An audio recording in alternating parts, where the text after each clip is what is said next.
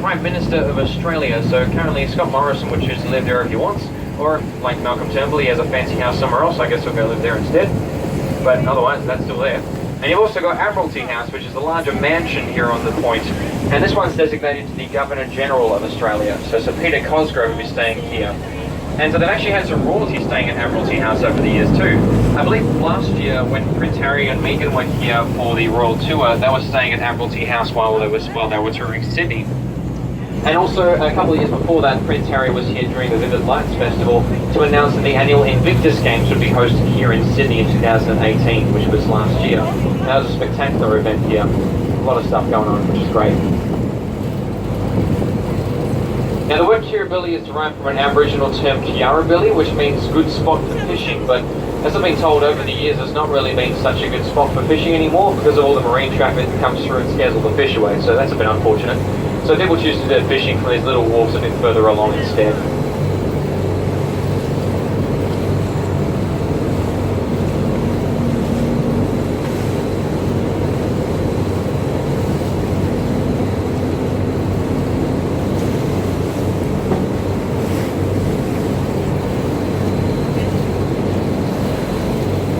Just up ahead of us now, we have another significant landmark approaching us with the Sydney Harbour Bridge, which was first officially opened on the 19th of March in 1932. And it was such a big deal at the time of its opening that they actually made that day a public holiday for everyone here in Sydney, which everyone was very excited about for sure. I don't know what they would have been more excited about though, the fact that the bridge was opening or the fact they didn't have to go to work, but either way, it was still a really big deal at the time.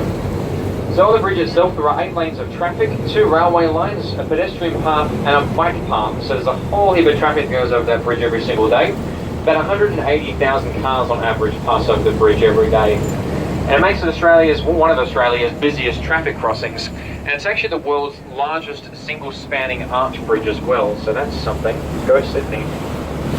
So at the time of its construction, it was actually during the Great Depression in 1932, so it actually provided labour for lots and lots of different construction workers that were looking for employment at the time. So it kind of stands as a monument for the times when people were really struggling back in those years, and it really provided a bit of optimism for everyone through the Depression.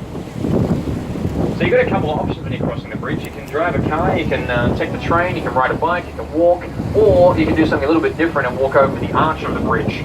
So they do something called the bridge climb, where they take you across the main span and then right up onto the arch. And you can see for miles doing that. You can see right across out westward inland to the Blue Mountains. You can see as far as the opening of the harbour out to the Pacific Ocean. So it's spectacular views from up there, and it's really exhilarating just kind of being on top of the water so high up.